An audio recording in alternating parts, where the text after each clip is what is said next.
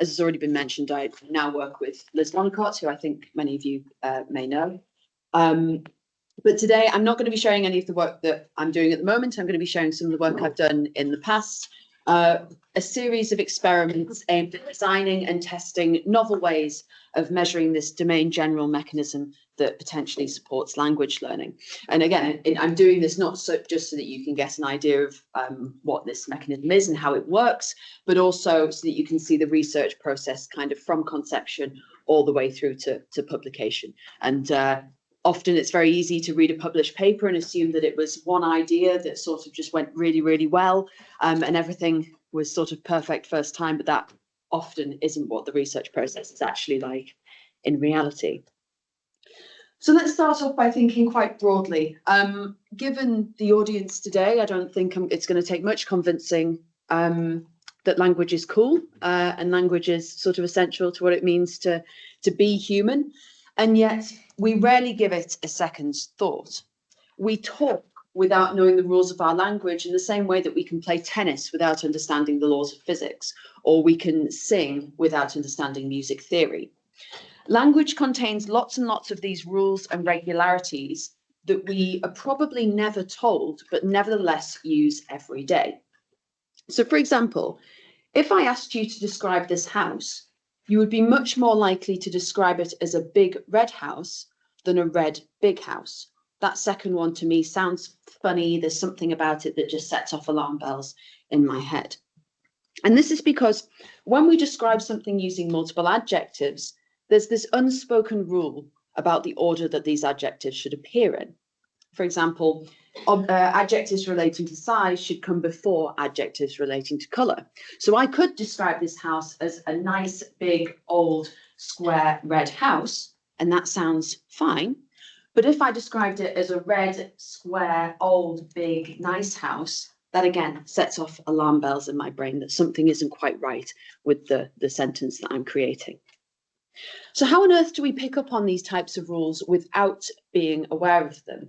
Well, it turns out our brains are really good at extracting rules and regularities from our environment. And this process of detection and extraction is called implicit statistical learning. Now, critically, implicit statistical learning proceeds without conscious awareness and without any intention to learn. Now, because language contains so many rules and regularities, far too many to ever learn them all explicitly, it's thought that implicit statistical learning might be a good candidate to support language learning. So we've got a potential candidate that can support language learning. How on earth do we measure it? Well, we can't really measure implicit statistical learning for natural languages because there's so much variation in our exposure to them. I, for example, probably have had more exposure to English than many of you simply because I'm older than you. And even if we were the same age, we'd have differences in terms of the quality and quantity of exposure. So instead, we can make up new artificial languages or grammars like this one. Okay, so in these artificial grammars, the letters represent words or word categories that are found in natural languages. So you can think of this as sort of building up a sentence. If, for example, you had the sequence A, C, F, that might be like the sentence, I like coffee. Okay. The arrows between the elements therefore represent the grammatical rules. Okay, so A can legally transition to D and C. Those are both grammatical transitions, but you would never find an A to G transition. That would be ungrammatical. That would set off those alarm bells in my head. These artificial grammar learning experiments, they're very versatile and they're very flexible. We can use a range of different stimuli, auditory, visual, sometimes even tactile stimuli to measure learning across different domains. That's a very useful feature of them. And they typically consist of two phases. The first of these is an exposure phase. So at the beginning of the experiment, our participants have no idea of any of the rules in this language. In fact, they never know that they're even going to be learning any language or any rules. That's sort of the point. For it to be implicit statistical learning, it has to be without conscious awareness and without any intention to learn. So they come into the experiments and they're just told, we're going to show you lots of sequences, pay attention to them. During this exposure phase, we present them with lots and lots of grammatical sequences. So the idea being that the more they are exposed to these sequences, the more they have the opportunity to use implicit statistical learning to pick up on these rules and regularities and get a good idea by the end of the exposure phase of what the grammar might look like and what the grammar might, the rules of the grammar might be.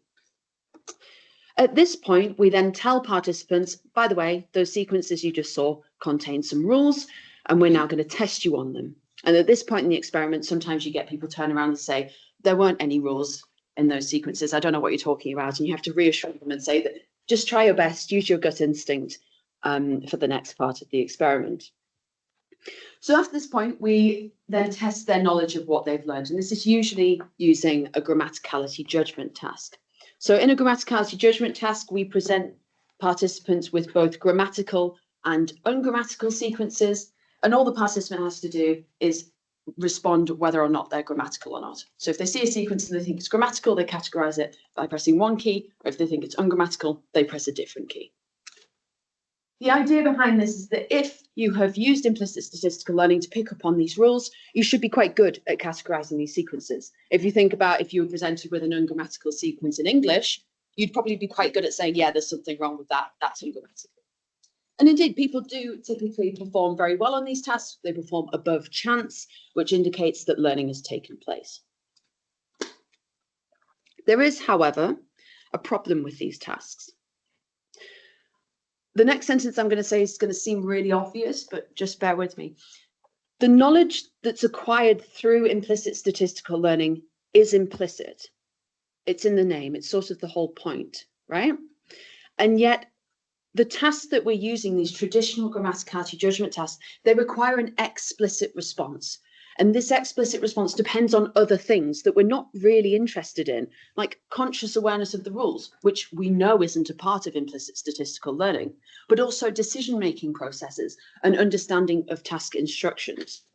So while we once thought we were using an implicit task to measure implicit learning, turns out we actually were using a more explicit task, and this might be more of a reflection of explicit access to implicitly learned knowledge rather than the implicit knowledge itself. So what I'm going to show you across these experiments is our attempt to create a more implicit way of measuring implicit learning, and then still keeping those traditional tasks, but instead using them more as an assessment of explicit access to this knowledge. So there are several ways that we can measure implicit statistical learning more implicitly. For example, we can capitalize on some of the critical features of language processing. And one of these relates to our memory. So our short-term memory is very, very limited. Okay, you're currently right now being bombarded with a speech stream, my speech stream. And for your brain to make sense of the information, you have to be able to deal with the sounds right away before they're lost forever. I'm not going to repeat my sentences 6 times, and neither is anybody you speak to. So you can't deal with it in 5 minutes or even 5 seconds. You have to be able to deal with the information now. And we do this through a cognitive process called chunking, which is this sort of fundamental memory mechanism in which we combine 2 or more elements together into a single unit. Okay. By chunking linguistic material into larger units, it means we can make sense of information as soon as it's encountered. These chunks are then passed on to higher levels of processing. So right now, unconsciously, you're combining the phonemes I'm making into words, the words into phrases, the phrases into sentences, and sort of chunking them together and then chucking them up to other areas of the brain for them to deal with. Now, to get a more intuitive feel for how chunking works in language, I'm actually going to need a volunteer. Can somebody, for just a short memory task?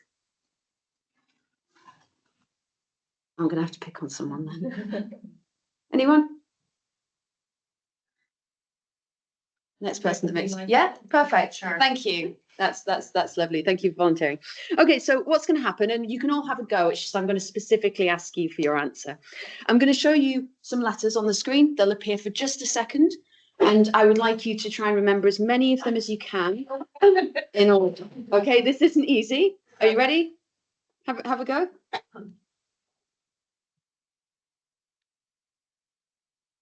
Do you remember any of them? MLOJSHE. I don't actually remember any of them, so I'm going to have to know. That's actually really good. So for context, I can get about 2 of these before I give up.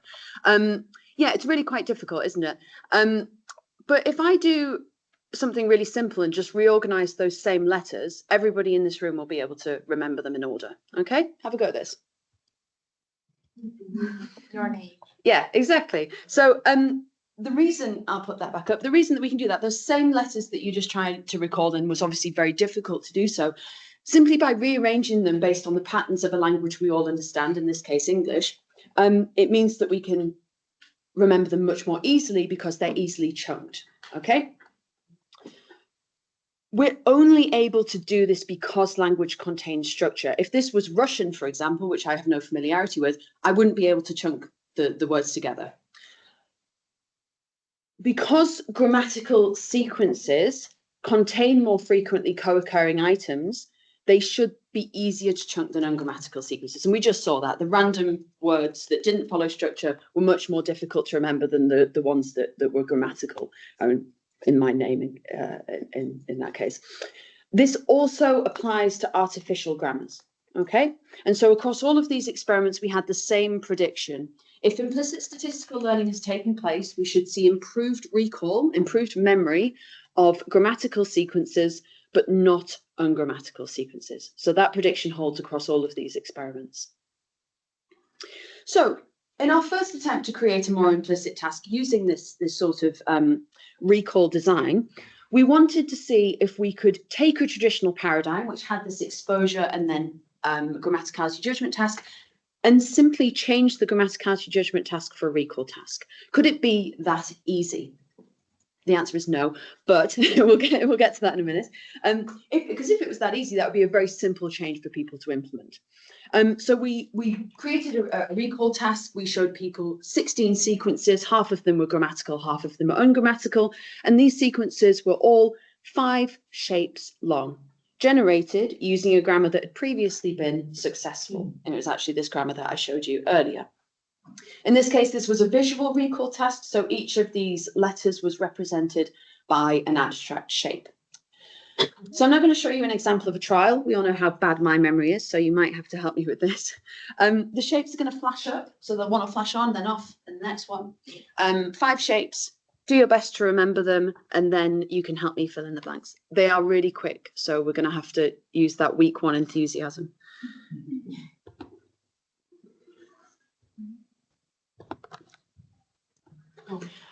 I think. Wait, can I make my mouse go over here? Perfect. Okay, so the top one. Then I think it was this one. Yes. Yeah. Now I'm lost. The left one. Left one. Cool. The left bottom. This one. Yeah. Hey. Okay. And then this one. Yeah. Okay. Perfect. No matter what I clicked on the screen, it would have come up with the right sequence, but we did get it right, so that's all good. Okay, so that's exactly how the experiment sort of went. We also obviously had an exposure phase, and in the exposure phase, it was exactly like a traditional task. Sequences of various lengths would just flash across the screen like so, and the participants simply had to pay attention to the sequences. As simple as that. Now, I know I just said that we wanted to keep it as similar as possible to the traditional tasks. We did make one other change. Okay, so we didn't actually start with an exposure phase. We started with a recall phase.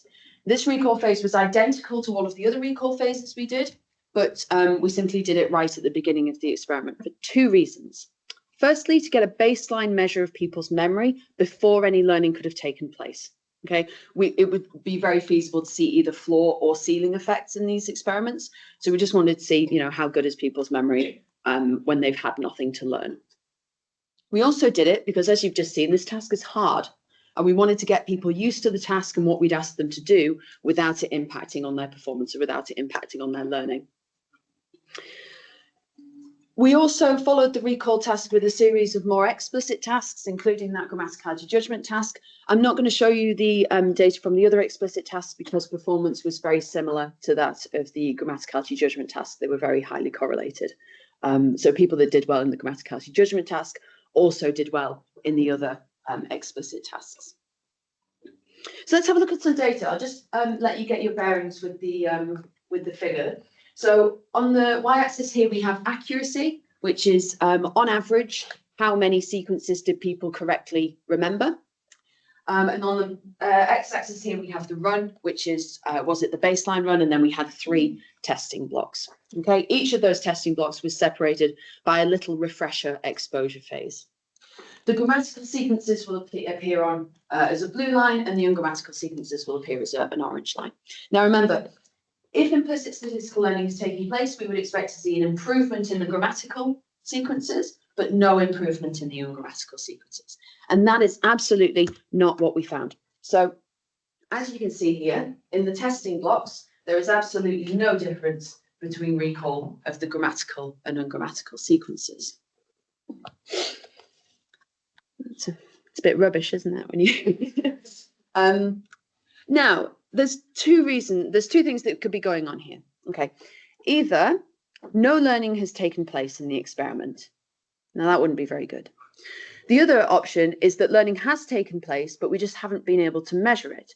Now that's also not good, but it's slightly better because it means that it's more of a methodological issue rather than a proper theoretical sort of problem. And just as well, we had those other post-exposure tasks to check, because what we saw was actually people were doing really well in the grammaticality judgment tasks. So learning was happening, it just wasn't being captured by our recall task.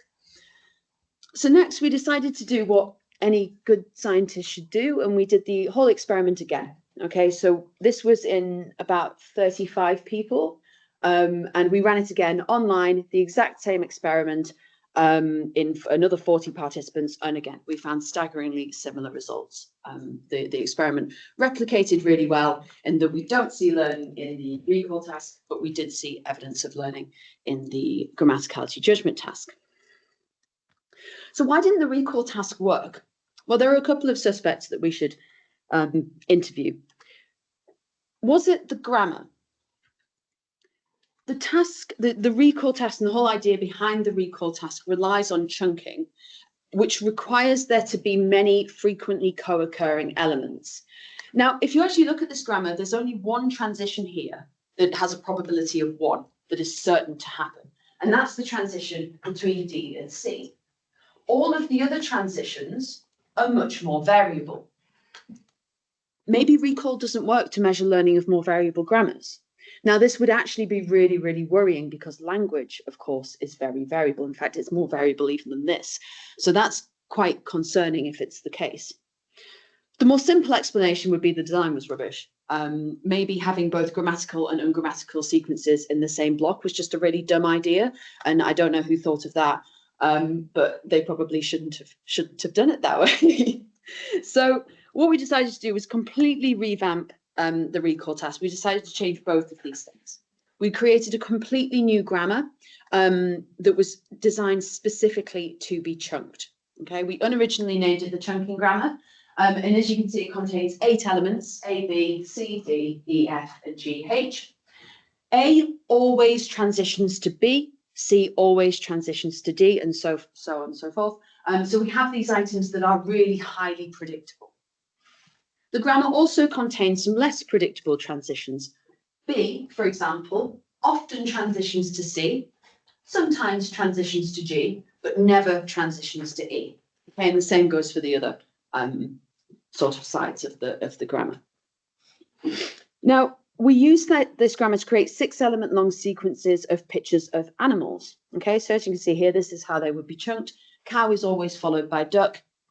Tiger is always followed by, I think that's a skunk, or maybe a badger, I'm not sure. And horse would always be followed by panda. We also changed the structure of the experiment, so the design.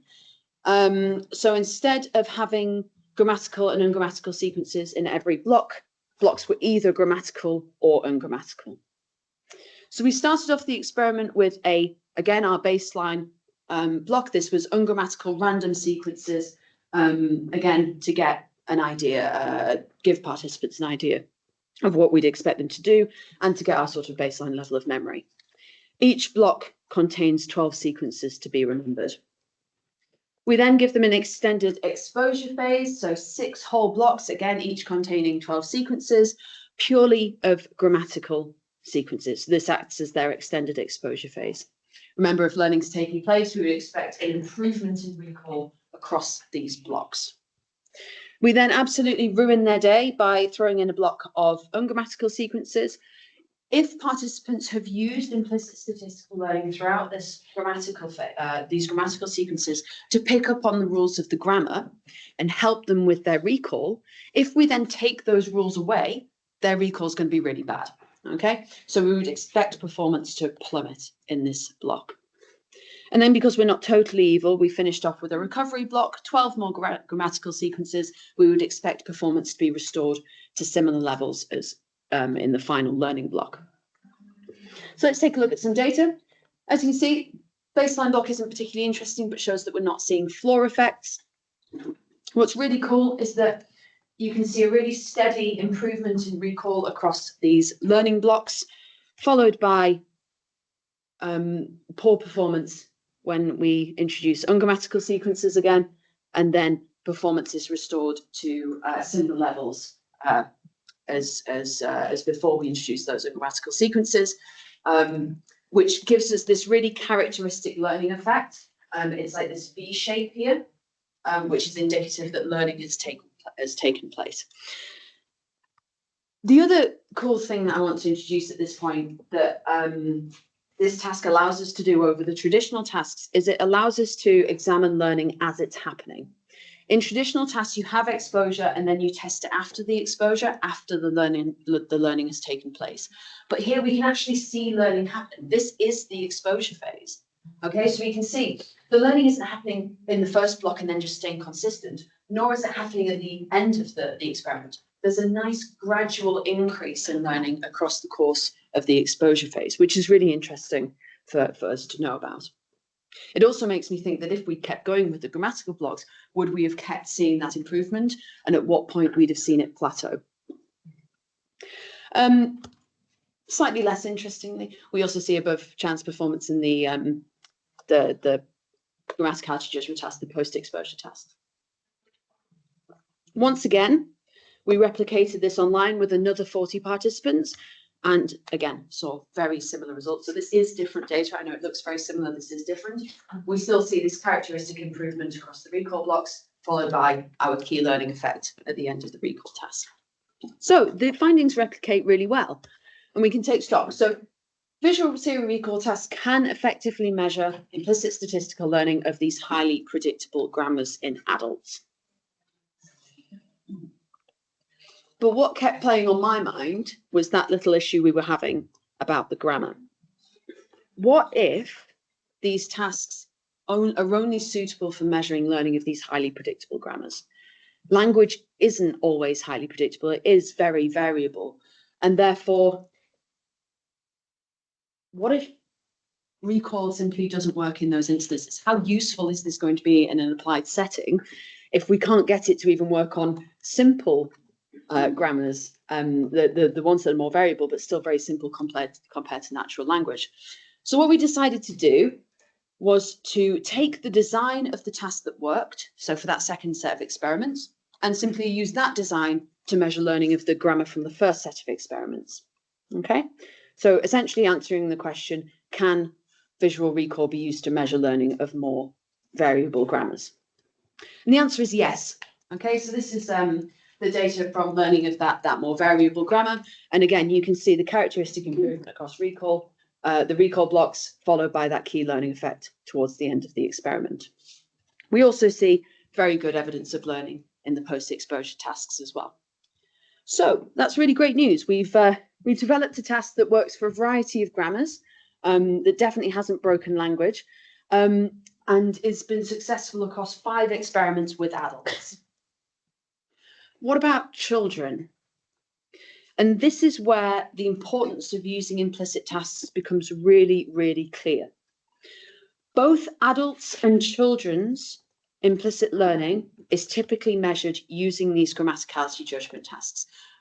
And when people are comparing implicit learning or implicit statistical learning between children and adults, they try and use the same tasks. Okay, and that makes sense from a methodological point of view. Unfortunately, the issues that are associated with these explicit tasks are exacerbated when it comes to testing children. Okay?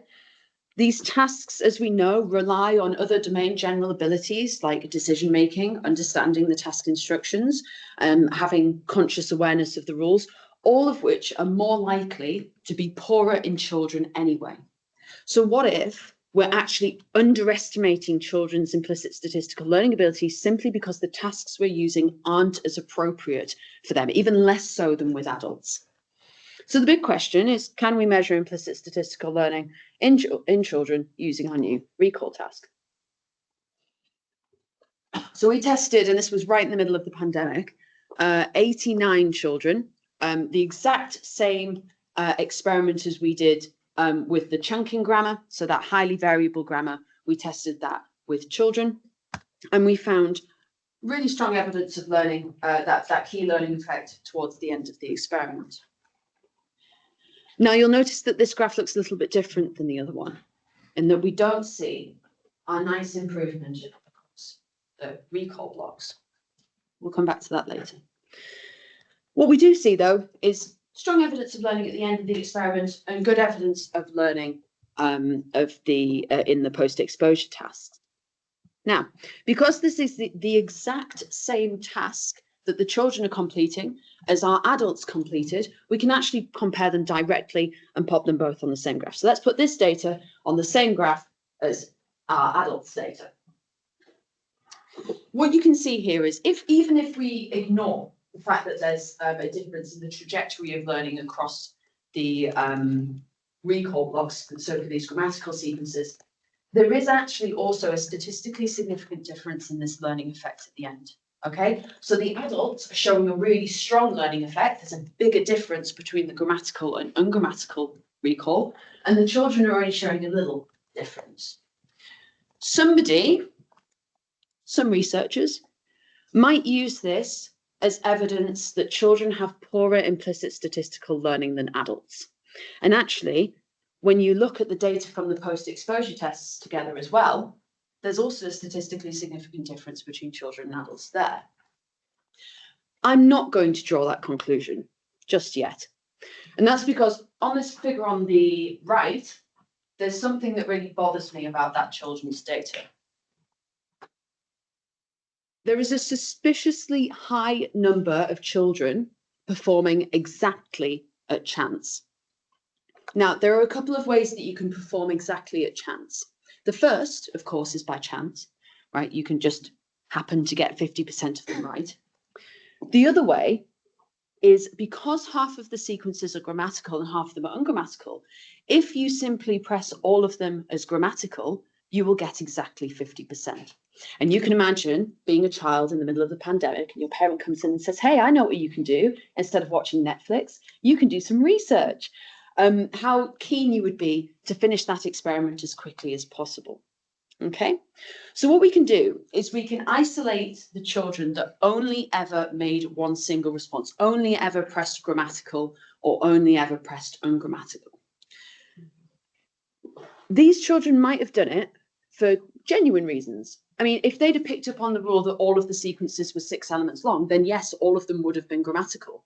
If they'd picked up on the rule that all of them were animals, they would have also thought they were all grammatical.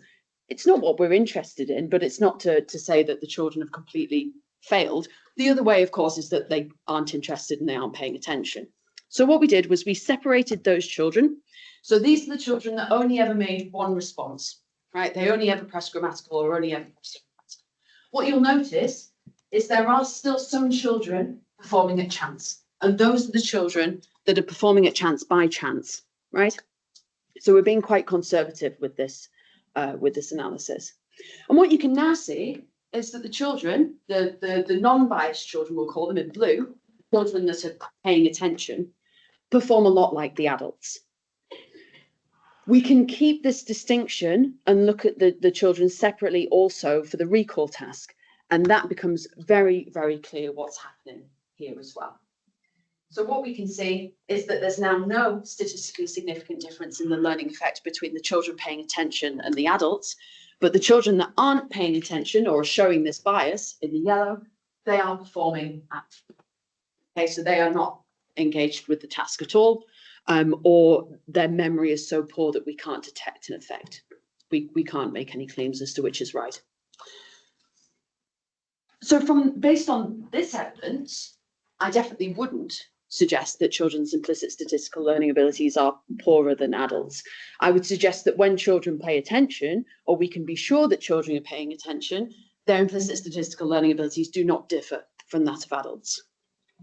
There's one final thing on this graph that's interesting, and that's for the children paying attention, we still don't see an improvement across the recall blocks. So that's a genuine effect that is different in the children compared to the adults. Now, if we just had the post-exposure tasks, we would make the conclusion that there's no difference in the learning between children and adults. But actually, there might be something fundamentally different about the way that children are learning, maybe not necessarily the outcome or the amount of learning, but certainly in the way that learning is occurring that we can't get from traditional post-exposure tasks. So actually having access to the information about how people are learning is really, really useful. So to conclude, we've designed a task that works for a variety of grammars. We've designed one that works in both adults and children, and we know that this task is also useful for revealing differences in the trajectory of learning that occurs across the task. So that's all of the information I'm going to bombard you with today. Of course, this research couldn't have taken place without my wonderful collaborators who are on screen, or the funding from the ESRC and the Wellcome Trust. So if you've got any questions, I'll happily answer them.